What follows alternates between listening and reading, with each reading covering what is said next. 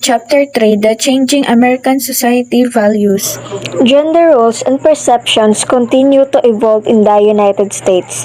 At home, at work, and at play, women continue to redefine and reinvent themselves and their roles. This is the case at every level in the world of sports. Following are some examples in professional sports. First is the Women's Motocross Association. WMA was formed in 2004 and its own and operates the Women's Professional Motocross Series. WMA continues the tradition of the Women's Motocross League, a non-profit that operated from the mid-1980s through 2004. Prior to the formation of the WML and WMA, few women raced professionally. Next is the NASCAR, has long been dominated by men, although there are still no women derives in the premier NASCAR venue. The Nextel Cup Series, NASCAR is working to change this. In part, this effort is being made because women are such a huge part of the fan base at 40%. Lastly is the Women's National Basketball Association. The WNBA began in 1996 and represents a major force in professional sports. Its popularity can be seen in a number of ways, including its double-digit growth in TV viewer numbers on ESPN2. It is now the longest-running U.S. women's pro sports team league. In Chapter 2, we discuss how variation in values influence consumption patterns across cultures. In this chapter, we will describe how changes in values over time influence consumption patterns within cultures, especially the U.S. culture. Changes in American culture values. Observable shifts in behavior, including consumption behavior, often reflect underlying shifts in cultural values, widely held beliefs that affirm what is desirable. Therefore, it is necessary to understand the underlying value shifts in order to understand current and future consumer behavior. Consumer Insight 3.1 Organic hits its stride. Organic food is moving beyond the fringe and toward the mainstream of American eating. The USDA developed the implemented nationwide standard in 2002 for the use of term organic on food labels. A number of underlying values and concerns account for the increased popularity of organic food. This includes values relating to health, safety, family, and the environment. A Hartman Group study puts the top 4 motivators for organic purchases as health, taste, food safety, and the environment. Figure 3.1 presents our estimate of how American values are changing. These are the same values used to describe different cultures in Chapter 2. Figure 3 is based on the author's subjective interpretation of the American society. You should feel free in that compelled to challenge these judgments. Self-oriented values. Traditionally, Americans have been active, materialistic, hardworking, religious people inclined toward abstinence and postponed gratification, beginning after the end of World War II and accelerating rapidly during the 1970s and early 1980s. Religious or secular. America is basically a secular society. A religious group does not control the educational system, government, or political process, and most people's daily behavior are not guided by strict religious guidelines. Sensual gratification or abstinence, closely tied to America's traditional religious orientation, was a belief in the virtue of abstinence. As America's society became more secular, sensual gratification became more acceptable. Illustration 3.1 shows an ad that appeals to sensual gratification, postponed and immediate gratification. In line with the value they generally place on sensual gratification, Americans seem unwilling to delay pleasures even in the face of discomfort over spending levels and debt. Although concerns about personal debt is high and more consumers are shopping for value and waiting for sales, personal debt, personal bankrupt. Hard work or leisure. Americans continue their strong tradition of hard work, leading much of the industrial world in our world. Average weekly hours worked is around 39, with 28% of workers clocking more than 40 hours per week. The percentage of married women who work outside the home for wages has increased almost 50% since 1970 from 41 to 60%. Material or non-material. Americans have maintained a strong material orientation. An outcome of America's focus on materialism is a consumption-driven society. As we have seen, Americans are working longer hours in part to afford material possessions. Active or passive, Americans continue to value an active approach to life. Although less than half of all Americans adults exercise regularly, most Americans take an active approach to both leisure and problem-solving activities. Illustration 3.2 describe a resort designed for active leisure. Environment-oriented values prescribe a society relationship with its economic, technical, and physical environments.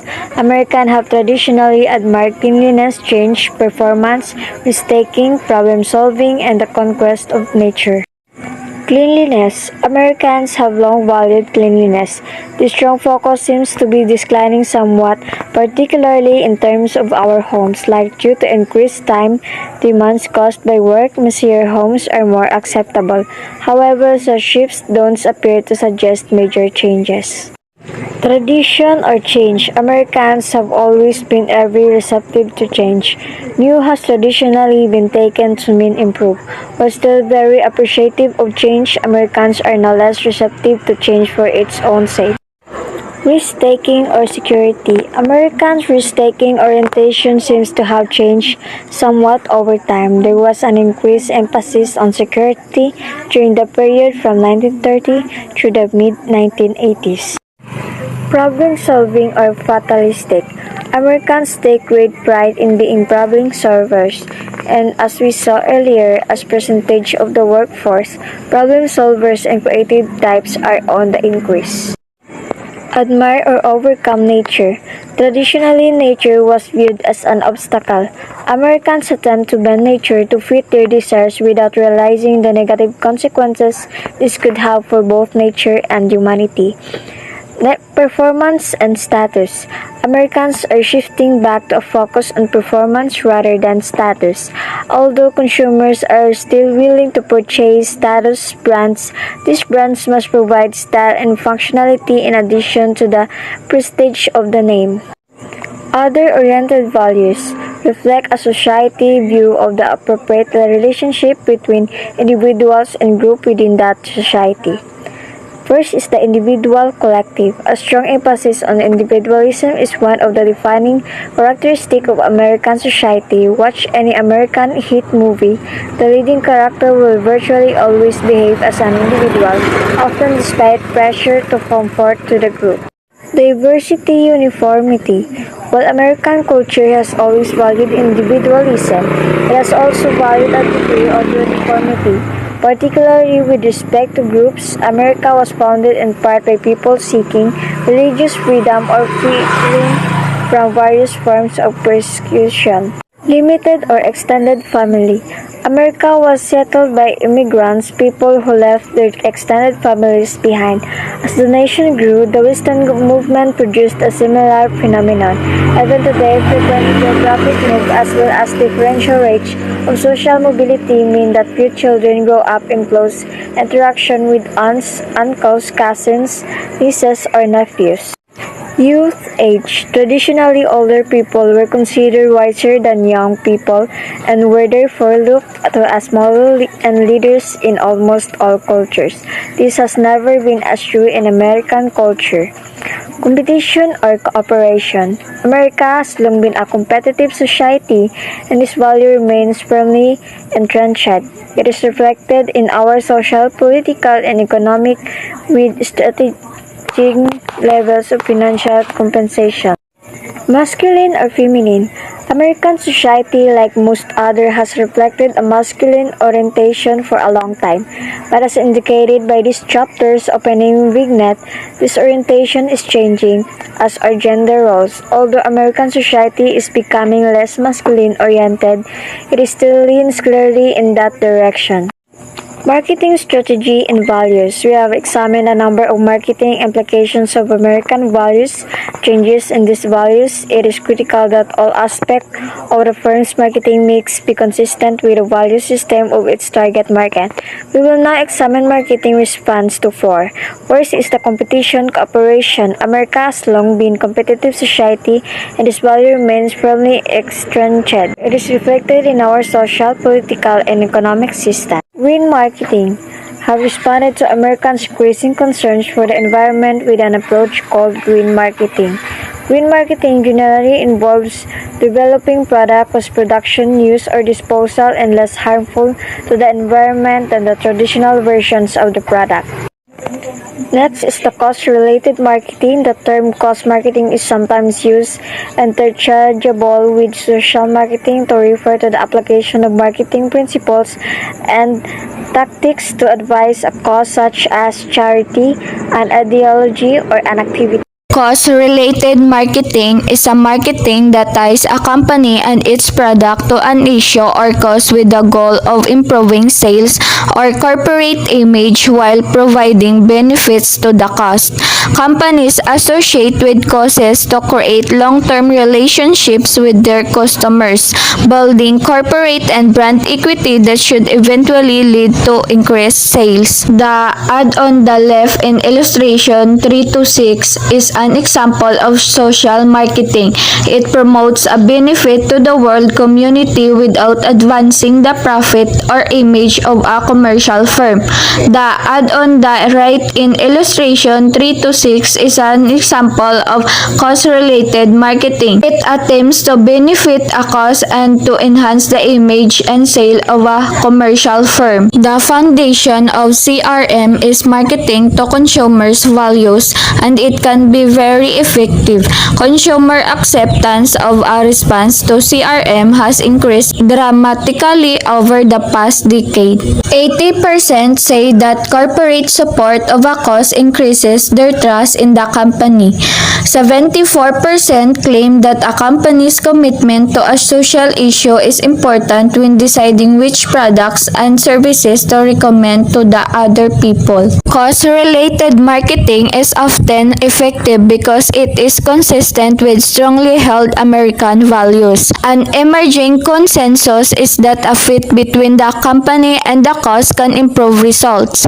For example, ConAgra, a food marketing company, launched Feeding Children Better to Combat Child Hunger, while Chris and the Boys and Girls Club of America partnered to From Healthy Smiles 2010 to teach kids about oral hygiene. In both cases, there is a business cost fit. Marketing to gay and lesbian consumers. As Americans in general are shifting to valuing diversity, they are increasingly embracing ethnic, religious, and racial diversity. Another group gaining increased public acceptance is the gay and lesbian community. Interestingly, the value that Americans place on individual rights and protection appears to transcend personal opinions about lifestyle. The emergence and popularity of TV shows with openly gay or lesbian character such as Will and Grace and The L World is additional evidence of increased public acceptance. Many companies have concluded that the gay market is highly attractive segment to pursue. Examples include the following. American Airlines created a page on its website specifically for GLBT consumers. Wyndham Hotels partner with the airline by giving a 20% discount on all reservation made through the page. Walmart has a GLBT employee group called Walmart Pride and support numerous gay causes. Any firm that desires to capture the loyalty of the gay community must have internal policies that do not discriminate against gay employees. A recent survey found out that 82% of gay consumers are more likely to buy from companies they know are gay-friendly. The Human Rights Campaign Foundation helps provide provides such as information through its Corporate Equality Index, which measures how equitable a company treats its GLBT employees, consumers, and investors. Product issues: with the increased focus on same-sex marriage, companies such as Pottery Barn and Tiffany's are modifying their bridal registers to be gender neutral, and websites such as Gay Wedding are emerging to serve this market. Communication issues: there are large number of gay-oriented print media in United States and Canada. Revendell Marketing Company is a national advertising representative for over 200 such publication with a combined circulation of over 3.5 million. The National Gay Newspaper Guild has 12 publications with a readership of nearly 1 million. Marketers are taking this into account in developing their websites. For example, IBM has a GLBT business company page on its website. Orbes has a gay and lesbian page on its travel site, and American Express often feature financial issues specific to a gay market in its online advice column. The ads may portray a gay couple instead of a heterosexual couple in a standard ad, or the entire ad may contain a gay theme as shown in illustration 327. It has been estimated that roughly half of the gay community rarely or never read gay-oriented publication and spend considerable time using standard media. In addition to advertising in gay media, support of gay community events such as Gay Pride Week is another important avenue firms use in approaching this market. Gender-based marketing: changes in gender roles for women have been dramatic, with increased participation in the workforce, increased health and purchase power, and increased participation in active lifestyle, to name just a few. Marketers of product and services ranging from automobiles to sportswear to financial service clearly understand the importance of women as a market segment. Example: women represent 40% of the market for casual lifestyle athletic shoes. Skechers, K-Swiss, and Reebok maintain strong position in this market by offering products specifically tailored to the needs of active women. The terms sex and gender are used interchangeable to refer to whether a person is biological a male or a female. Gender roles are the behavior considered appropriate for males and females in a given society. Gender roles are ascribed roles is based on an attribute over which individual has little or no control. This can be constructed with an achievement role, which is based on performance criteria over which the individual has some degree of control. Researchers find it useful to categorize women into traditional or modern gender orientations on the basis of their preference for one for the other of two contrasting lifestyles. Traditional: a marriage in which the husband assumes the responsibility for providing for the family and the wife runs the house and takes care of the children. Modern: a marriage in which husband and wife share responsibilities, both work and they share homemaking and childcare responsibilities. Only 25% agree that women should return to their traditional roles, and 87% agree the father are just as capable as mothers of caring for their children. But for example, almost 70% of both women and men believe it would be best if mother would stay at home and just take care of house and children. And 80% of mothers with children age 5 or under would prefer to stay home with their children if it were totally up to them. The ads in illustration 3 to 8 reflect two sharply constructing views of a female role. Market segmentation: neither the women's nor the men's market is as homogeneous as it once was. At least 4 significant female market segments exist. Number 1, traditional housewife, generally married, prefers to stay at home. Number 2, trap housewife, generally married, would prefer to work but stays at home because of a young children. Lack of outside opportunities or family pressure, seeks satisfaction satisfaction and meaning outside the home. Trapped working woman, married or single, would prefer to stay at home but works because of economic necessity or social or family pressure, does not derive satisfaction or meaning from employment.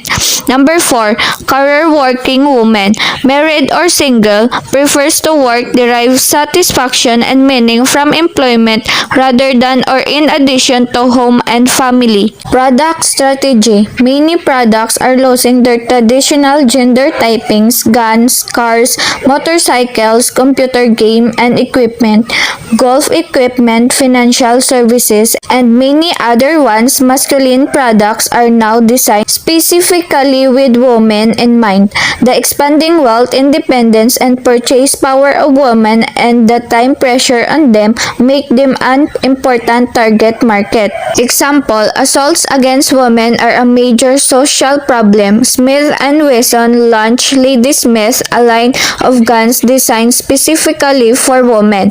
They found out that if a woman is going to pull out a gun for personal protection, she doesn't want a cute gun. So rather than feminine men's gun with color handles, Smith & Wesson targeted a key success criterion by redesigning its gun to fit women's hand.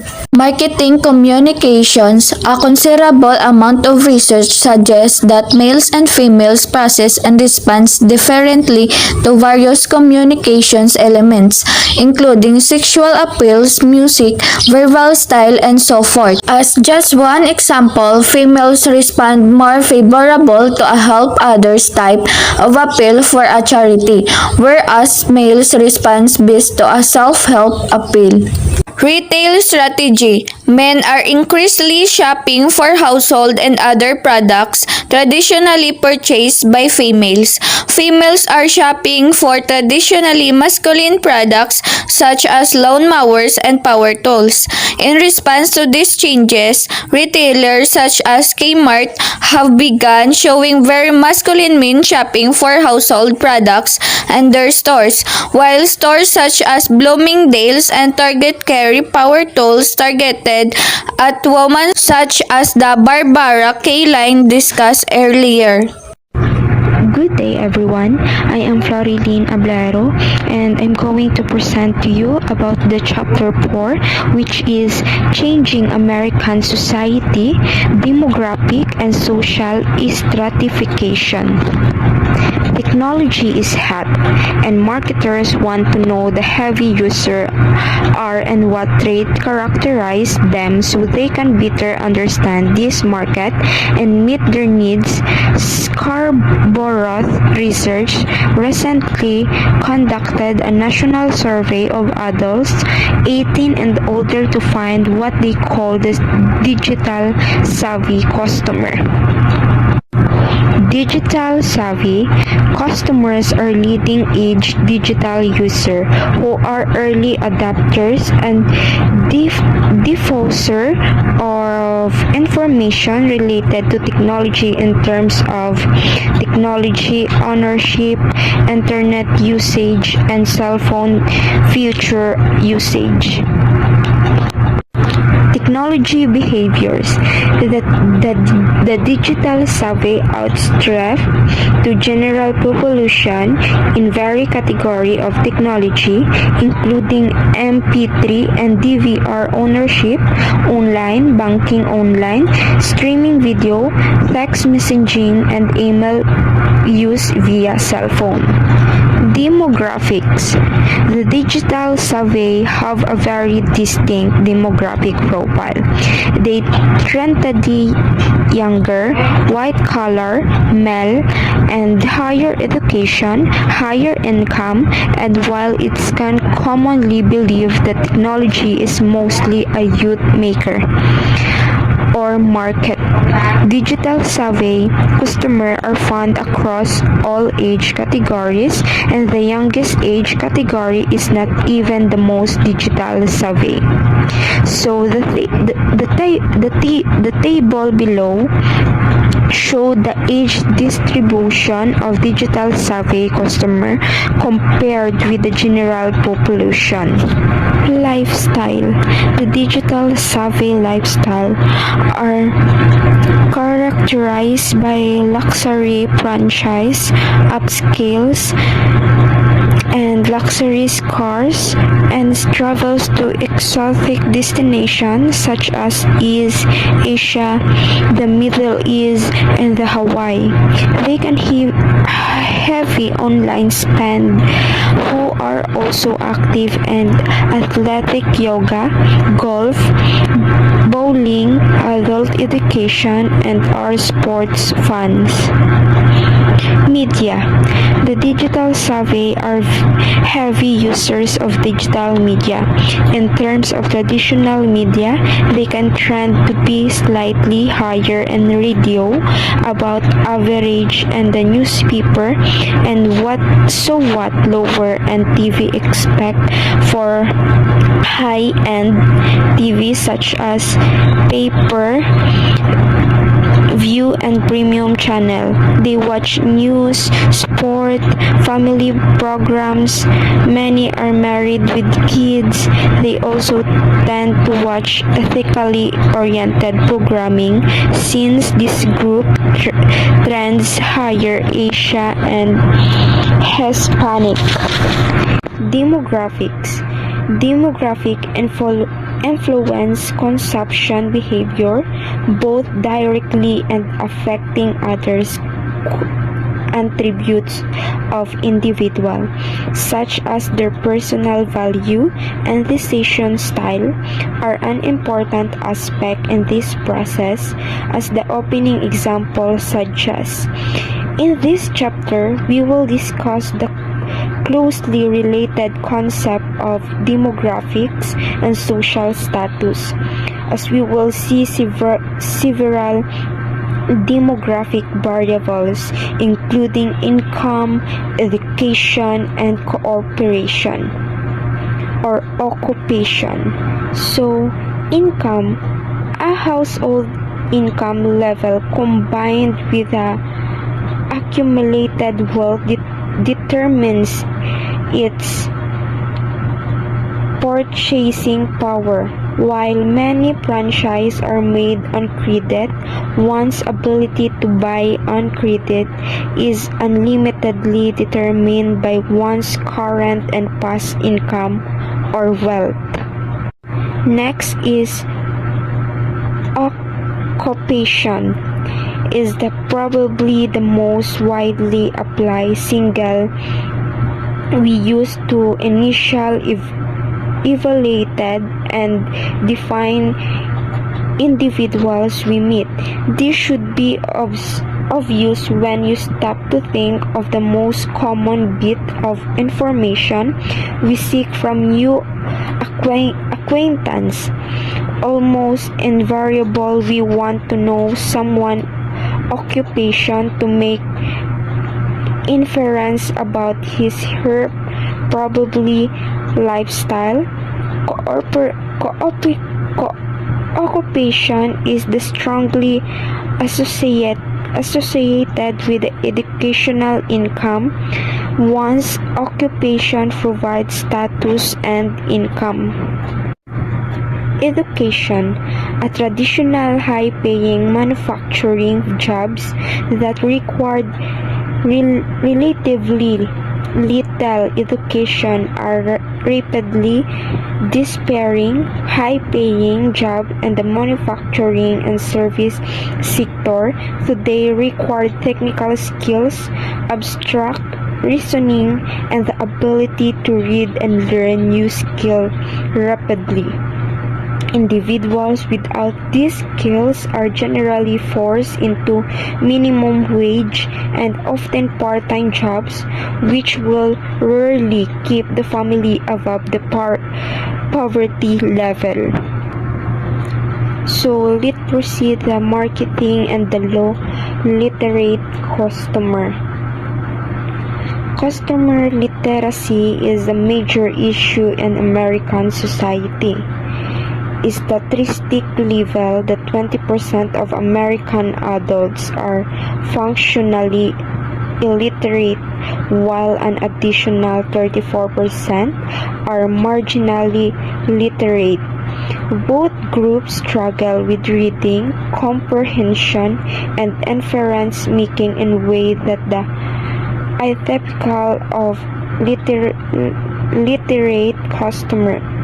Customer literacy is defined as the ability to find and manipulate text and number to accomplish consumption-related tasks within a specific market context in which order or other skills and knowledge are also employed. They use copying strategies such as memorizing brand logos from advertising to help them identify the correct brands or usual package causes to help them select the right product. They also choose a limited number of type of retailers when whom they are familiar and or trust, so they feel safe. Finally, they will be rarely or trusted friends and family members to help them operate effectively and avoid major pitfalls. Understanding the American generation. A generation of American or age cohort is a group of persons who have experienced a common social, political, historical, and economic environment. Age cohorts, because their shared histories produce unique shared values and behavior, often function as the unique market segments. 27 cohort analysis is the process of describing and explaining the attitude, values, and behaviors of an age group, as well as predicting its future attitude, values, and behavior. A critical fact uncovered by cohort analysis is that each generation behaves differently from the generation as it passes through various age categories. So, the American generation have two generation. The first one is pre-depression generation. The second one is depression generation. So the first one is pre-depression generation. Is a generation or age cohort is a group of persons who have experienced a common social, political, historical, and economic environment. Age cohort, because their shared histories produce unique shared values and behavior, often function as unique market segment. The pre-depression generation faces numerous consumption-related decisions. One is the disposition of value belongings that they no longer use or that are not appropriate in nursing or retirement homes. These can be emotional decisions that both are elderly person and their family members. Then the second one is depression generation. So this generation are still is excellent health or quite active. Active lifestyles translate into demand for recreational bicycle, second homes, new cars, travel service, and recreational adult education, so-called active adult communities, such as Sun City and Phoenix, Arizona, are also a major growth arena and will continue to be so as the baby boomers. Targeting the mature market. Healthy indulgers, this segment is physically and mentally healthy, has the most in common with the baby boomers than any other segment, and it will increasingly be composed of baby boomers as they age. Ailing outgoers, these people have experienced health problems that limit their physical abilities and frequently their financial capability. Healthy hermits, people in this group retain their physical health, but life events, often the death of a spouse, have reduced their self-concept. Frail recluses, those in this segment have accepted their old age status and have adjusted their lifestyle to enter their retirement years. Baby boom generation. The baby boom generation refers to those individuals born during the dramatic increase of births between the end of World War II and 1964. There are almost 80 baby boomers, which is substantially more than the two preceding generation combined. Generation X. Generation X, often referred to as the baby bust generation, was born between 1965 and 1976. It is a smaller generation that is predecessors about 45 million. This generation reached adulthood during difficult economic times. Generation Y. Traditional mass marketing approaches that were so successful with older generation often those work well with your younger consumers, including those in Generation Y. Companies must continually push the creative envelope with respect to media and promotional teams to capture this audience. Twins, marketers have yet to fully define the age cohort following Generation Y. This newest generation was born after 1994. However, it seems natural to look at the oldest of this group, now in the so-called twin years 8 to 14, upper Americans. The upper class member of the upper social class are aristocratic families who make up the social elite. Members with this level of social status generally are the nucleus of the best country clubs and sponsor of major charitable events. They provide leadership and funds for community and civic activities and often serve as the trustees for hospitals, colleges, and civic organizations. The lower upper class. The lower upper class is often referred to as a new rich, the current generation's new successful elite. These families are relatively new in terms of upper class social status and have not yet been accepted by the upper class of the community. The upper middle class.